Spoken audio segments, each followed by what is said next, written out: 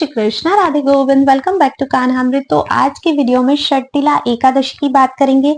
एकादशी 24 को करनी है या 25 तारीख को करनी है, इस एकादशी की पूजा विधि कैसे रहेगी, क्या आपको भगवान को भोग लगाना है, संपूर्ण दिनचर्या कैसी रहेगी और एकादशी व्रत के क्या क्या नियम है, सब कुछ आपको आज इस वीडियो में डिटेल में जानने को मिलेगा। तो अगर चैनल पर आप लोगों ने फर्स्ट टाइम विजिट किया है तो चैनल को सब्सक्राइब करके बेल आइकन प्रेस कर दीजिए ताकि आने वाले सभी न्यू वीडियोस के नोटिफिकेशंस आपको मिलते रहें। तो चलिए वीडियो को शुरू करते हैं। देखिए, एकादशी का जो व्रत होता है वो कभी भी सिर्फ एकादशी तिथि का नहीं होता है, वो 3 दिन का व्रत होता है जिसमें हमें एकादशी व्रत के जो नियम होते हैं वो 3 दिन तक फॉलो करने होते हैं। दसवीं तिथि, एकादशी और द्वादशी तिथि के। अब दसवीं तिथि के क्या नियम रहते हैं, तो दसवीं तिथि पर आपको एक समय ही भोजन करना होता है, जिसमें भी आपको शुद्ध सात्विक भोजन करना है, तामसिक भोजन नहीं करना है, जैसे प्याज और लहसुन वाला भोजन नहीं करना होता है। सूर्यास्त होने के बाद आपको भोजन नहीं करना है, सूर्यास्त होने के पहले पहले आप भोजन कर लीजिए। दसवीं के दिन आपको रात्रि में जो है वो पलंग पर भी नहीं सोना चाहिए, क्योंकि पलंग को तामसिक माना जाता है। ठीक है, किसी भी प्रकार का मांस मदिरा इन सभी चीजों का सेवन नहीं करना चाहिए। चावल का सेवन भी आपको दसवीं तिथि पर नहीं करना चाहिए। माघ के मास में मूली का सेवन भी नहीं किया जाता है, तो आप मूली का सेवन भी दसवीं तिथि के दिन मत कीजिएगा। ये कुछ दसवीं तिथि के नियम है जो मैंने आपको बताए हैं। इसके बाद अब हम जानते हैं कि एकादशी तिथि के क्या नियम होते हैं और उस दिन हमें क्या क्या करना है। अच्छा, इस वीडियो में मैं जो आपको नियम बता रही हूँ वो मैं बहुत शॉर्ट में ही बताऊंगी आपको, क्योंकि ऑलरेडी चैनल पर मैं डिटेल्ड वीडियो बना चुकी हूँ कि एकादशी का व्रत अगर आप करते हो तो किन किन नियमों का आपको पालन करना होता है। क्योंकि अगर इसी वीडियो में मैं सारी चीजें बताऊंगी तो वीडियो बहुत ज्यादा लंबा हो जाएगा। तो डिस्क्रिप्शन बॉक्स में मैं आप लोगों को लिंक दे दूंगी उस वीडियो का जिसमें मैंने एकादशी व्रत के नियमों के बारे में बताया है। वहां से आप डिटेल में चेक कर सकते हो किन किन नियमों का पालन आपको करना है और किन किन चीजों की आपको सावधानियां रखनी है। अभी मैं थोड़ा शॉर्ट में ही बताती हूँ। तो अब आगे समझते हैं एकादशी वाले दिन आपको क्या करना है। अब देखिए, क्योंकि हमने एकादशी का व्रत किया है तो एकादशी तिथि वाले दिन आपको जल्दी उठना है, ब्रह्म मुहूर्त में। ज्यादा देर तक आपको नहीं सोना है। लेकिन इससे पहले जान लेते हैं कि इस बार एकादशी का व्रत हमें करना कब है। तो एकादशी की जो तिथि है वो 24 जनवरी 2025 को रात को लगभग 7:30 बजे स्टार्ट हो रही है। अगर मैं एग्जैक्ट बात करूं तो 7:26 पे शुरू हो रही है, जो कि 25 जनवरी को रात को 8:30 बजे के लगभग समाप्त हो रही है। क्योंकि हर व्रत हम लोग उदया तिथि के अनुसार करते हैं, इसीलिए इस बार षटतिला एकादशी का जो व्रत रखा जाएगा वो रखा जाएगा 25 जनवरी 2025 को। ठीक है, अब नियमों की और पूजा विधि की बात करते हैं। तो 25 जनवरी को क्योंकि हमारा व्रत है, उस दिन हमें ब्रह्म मुहूर्त में उठना है। ब्रह्म मुहूर्त का जो समय होता है वो सूर्योदय से 1.5 घंटा पूर्व का रहता है। तो आप जिस भी स्थान पर रहते हो वहां पर जब भी सूर्योदय हो रहा है उससे 1.5 घंटा पूर्व आपको उठकर स्नान आदि कार्यों से फ्री हो जाना है। उसके बाद आपको भगवान श्री कृष्ण की मंगला आरती करनी है। मैं आपको अभी पूरी संपूर्ण दिनचर्या और पूजा विधि बता रही हूँ, ध्यान से समझ लीजिएगा। भगवान श्री कृष्ण की मंगला आरती करने के बाद हमें तुलसी महारानी की सेवा करनी है। अब देखिए, यहाँ पर 2 भाव होते हैं तुलसी महारानी की सेवा में। काफी सारे भक्तों का भाव ये रहता है कि तुलसी महारानी ने निर्जल एकादशी का व्रत रखा है, इसीलिए वो लोग एकादशी वाले दिन तुलसी महारानी को जल अर्पित नहीं करते हैं। काफी सारे भक्तों का ऐसा भाव नहीं होता है तो वो लोग जल अर्पित कर देते हैं।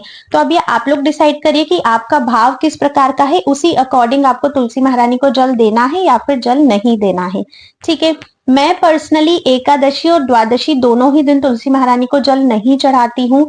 क्योंकि द्वादशी के दिन इसलिए नहीं चढ़ाते हैं कि एकादशी के व्रत में पूर्णतः तुलसी महारानी ने जितना भी समर्पण है भगवान श्री कृष्ण के लिए वो पूरे व्रत से कमजोर हो गई है, इसीलिए ना तो तुलसी पत्र तोड़े जाते हैं और ना ही उन्हें जल अर्पित किया जाता है। लेकिन अगर अभी तो वैसे सर्दियों का मौसम है, जब बहुत ज्यादा गर्मियों का मौसम होता है तो फिर आवश्यकता अनुसार जल दे भी दिया जाता है। तुलसी महारानी के जो पत्र आपको उतारने हैं वो आप 10वीं तिथि को ही उतार कर रख लीजिए, जो आपको एकादशी और द्वादशी तिथि तक काम आ जाएंगे। ठीक है, तुलसी महारानी की सेवा पूजा करने के बाद उनके सामने दीप प्रज्वलित करना है और तुलसी महारानी की आपको लगानी है परिक्रमा। कम से कम 4 परिक्रमा करनी है, फिर ज्यादा से ज्यादा आप लोग कितनी भी कर सकते हो। अगर थोड़ा समय है आप लोगों के पास तो वहीं तुलसी महारानी के पास बैठकर आप लोगों को नाम जप करना चाहिए। अगर गुरु मंत्र आप लोगों के पास है तो गुरु मंत्र का फिर आपको माला वहां पर जाप करनी चाहिए। कोई भी मंत्र नहीं है तो आप हरे कृष्ण महामंत्र का जप कर सकते हो। हरे कृष्ण कृष्ण कृष्ण हरे हरे, हरे राम राम राम हरे हरे। अब अगर आप लोगों को स्कूल कॉलेज जाना है, ऑफिस जाना है या घर में और भी काफी सारे कार्य हैं, तो आप वो सभी करिए। ऐसा नहीं है कि एकादशी है तो भगवान के ही पास बैठना है। अपने घर का जो भी डेली रूटीन है आप उसको फॉलो करते जाइए। देखिए, मकसद ये होता है, जो मेन आपका उद्देश्य होना चाहिए वो ये होना चाहिए कि एकादशी तिथि के दिन ज्यादा से ज्यादा भगवान के नामों का आपको जप करना है, भगवान का स्मरण करना है। मतलब आपकी जो स्मृति है वो भगवान के साथ जुड़ी रहनी चाहिए। फिर चाहे ऑफिस में हो, स्कूल में हो, कॉलेज में हो, घर पर हो या फिर आप किसी भी स्थान पर रहते हो। ठीक है। अब अगर मान लीजिए आप ऑफिस जा रहे हो, आप कहीं भी जा रहे हो, तो आप भगवान के नामों का जप कर सकते हो, उनकी लीला का चिंतन कर सकते हो। अगर आप घर पर ही रहते हो तो घर पर जैसे आप अपने भगवान की रोज पूजा करते हो वो आपने कर ली। मंगला आरती हो गई, तुलसी महारानी की सेवा हो गई, उसके बाद भगवान को कुछ भोग लगा दिया। ठीक है। उसके बाद फिर जैसे भी आप डेली भगवान की पूजा करते हो वैसे आपको नॉर्मल पूजा करनी है, उनको स्नान आदि करवाना है। लड्डू गोपाल है तो पंचामृत से अभिषेक करवा सकते हो। युगल जोड़ी सरकार है तो आप उनको नॉर्मल स्नान करवा सकते हो। उनके वस्त्र आपको चेंज करने हैं, ठंड के हिसाब से आपको अभी वस्त्र पहनाने हैं भगवान को। ठीक है। उसके बाद आपको फिर से भोग लगाना है। जैसे भगवान को रेडी करने के बाद जो श्रृंगार आरती होती है उसके बाद जो भोग लगाया जाता है। फिर आप कोशिश करिए कि आप ग्रंथों का पाठ कर सके, जिसमें श्रीमद् भगवत गीता, श्रीमद् भागवत महापुराण, इन ग्रंथों का आप पाठ कर सकते हो। विष्णु सहस्त्र नाम का आप लोग पाठ कर सकते हो। अगर रोज आप लोग किसी संख्या में माला करते हो, मान लीजिए अगर रोज आप 16 माला करते हो या 8 माला करते हो, तो कोशिश करो कि एकादशी वाले दिन आप अपनी माला की संख्या को जितना अधिक हो सके बढ़ाकर कर सको। क्योंकि एकादशी वाले दिन की गई माला जो भी जप करते हैं उसका हमें कई अधिक फल मिलता है।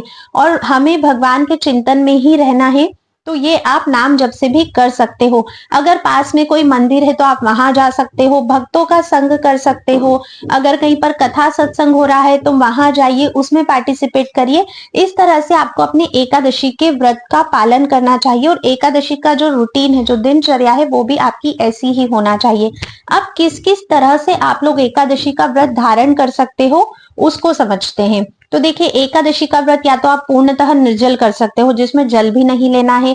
नहीं अगर सामर्थ्य तो आप सफल पे कर सकते हो, जिसमें आप दूध ले सकते हो, फल ले सकते हो। नेचुरल जो फ्रूट्स है जैसे हैं वैसे ही आपको उसी फॉर्म में उनको लेना होता है। फ्रूट जूसेस आप लोग ले सकते हो, दही छाछ ये सारी चीजों का उपयोग आप लोग कर सकते हो। तो ये हो गया सफल। इसके बाद कुछ लोग हैं जो ये भी नहीं कर पाते हैं, तो वो लोग फिर एकादशी प्रसाद लेते हैं। एकादशी प्रसाद में क्या लोगे? कुट्टू का आटा यूज कर सकते हो, सिंघाड़े का, राजगिरे का आटा यूज कर सकते हो, मखाने खा सकते हो, और भी काफी सारी ऐसी चीजें होती है। सब्जियों की बात करें तो आप लौकी, कद्दू ये चीजें यूज कर सकते हो। ठीक है। टमाटर एकादशी में नहीं खाना होता है। अच्छा, ये मैंने कुछ ही चीजें आपको बताई है क्योंकि मैं ऑलरेडी डिटेल्ड वीडियो बना चुकी हूँ एकादशी के व्रत में क्या खाना है और क्या नहीं खाना है। डिटेल में मैंने एक एक चीज उसमें बताई है। उस वीडियो का लिंक आप लोगों को डिस्क्रिप्शन बॉक्स में मिल जाएगा, वहां से आप लोग जरूर चेकआउट करिए कि आपको क्या खाना चाहिए और क्या नहीं खाना चाहिए। इस तरह से व्रत आप कर सकते हो, जैसा भी आपका बॉडी आपको सपोर्ट करता है उस अकॉर्डिंग। अब एकादशी के व्रत में आपका शाम की पूजा का भी विशेष महत्व होता है। शाम को भी भगवान की पूजा करनी है। काफी सारे लोग हैं जो समय ना मिलने की वजह से शाम को रोज संध्या आरती नहीं करते हैं, पर एकादशी वाले दिन आप ध्यान रखिए कि आप लोग संध्या आरती अवश्य ही कर सके। अगर जल्दी आप लोग ऑफिस से आ सकते हो तो बहुत अच्छी बात है, या घर पर कोई और है तो आप उनसे रिक्वेस्ट कर सकते हो कि वे संध्या आरती कर दे, भले ही उनका एकादशी का व्रत ना भी हो तो चलेगा। शाम को तुलसी महारानी में दीप दान आपको अवश्य ही करना है, तो तुलसी महारानी के समक्ष आप एक घी का दीपक जलाइए। अच्छा, तिल का इस मंथ में बहुत अधिक महत्व होता है, तो आप चाहे तो तिल के तेल का दीपक भी एकादशी वाले दिन जला सकते हो। ठीक है। उसके बाद एकादशी की रात को सोने की मनाही होती है। एकादशी की रात्रि में जागरण किया जाता है और भगवान की प्रसन्नता के लिए भगवान के नामों का जप, लीला कीर्तन, उनका चिंतन, ये सारी चीजें की जाती है। तो कोशिश करिए कि आप भी एकादशी की रात्रि जागरण कर सके। अगर एक व्यक्ति पूरी तरह नहीं जग सकता है, घर में 2-3 लोग हैं, तो आप लोग बारी बारी से भी जग सकते हो। नहीं तो एटलीस्ट आपको अर्धरात्रि यानी कि रात के 12 बजे तक तो जगना ही चाहिए। उसके बाद फिर द्वादशी तिथि आ जाती है नेक्स्ट डे, तब भी आपको ब्रह्म मुहूर्त में ही उठना होता है। द्वादशी तिथि के क्या नियम है, पारण कैसे करना है, कब करना है, इस पर दूसरा वीडियो आएगा, जिसे आप लोग आगे आने वाले वीडियोस में चेकआउट अवश्य ही कर लीजिएगा। एकादशी, हर एकादशी के व्रत की एक कथा होती है जो कि हर एकादशी पे आपको सुननी चाहिए। व्रत किया हो या व्रत नहीं किया हो, कथा आपको अवश्य से सुननी चाहिए। एकादशी व्रत की जो कथा रहेगी वो भी आपको एकादशी वाले दिन चैनल पर सुबह मिल जाएगी, तो आप उसे भी अवश्य ही चेकआउट कर लीजिएगा। तो इस तरह से आपको एकादशी का जो व्रत है उसका पालन करना होता है। भगवान को क्या भोग लगाना है, तो देखिए तिल का बहुत अधिक महत्व है। तिल का भोग आपको किसी भी फॉर्म में इस दिन भगवान को अवश्य ही लगाना है। तो आप लोग तिल के लड्डू बना सकते हो, चक्की बना सकते हो, तिलकूट बना सकते हो, या जो भी डिशेस आपको तिल की आती है उसको बनाकर आप लोग भगवान को तिल का भोग अवश्य लगाइए। षटतिला एकादशी का मतलब होता है कि इस एकादशी पर आपको 6 प्रकार से तिल का उपयोग करना है। वो आप कैसे कैसे करोगे?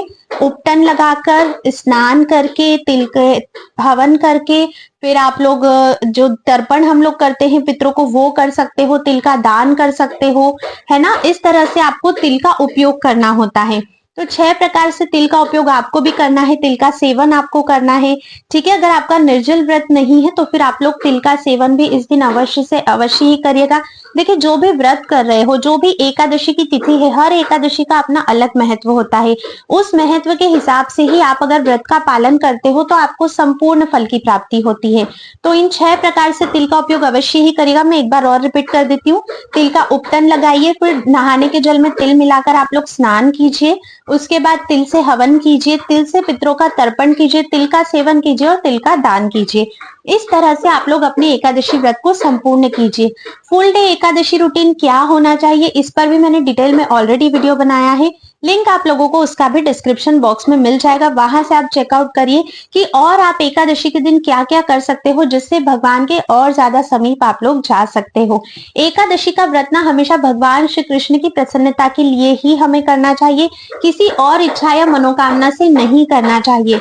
और जब भगवान श्री कृष्ण की प्रसन्नता के लिए करते हो तो फिर आप लोगों को संकल्प लेने की भी कोई आवश्यकता नहीं होती है। बिना संकल्प लिए सिर्फ प्रभु की प्रसन्नता के लिए आप इस व्रत को कीजिए।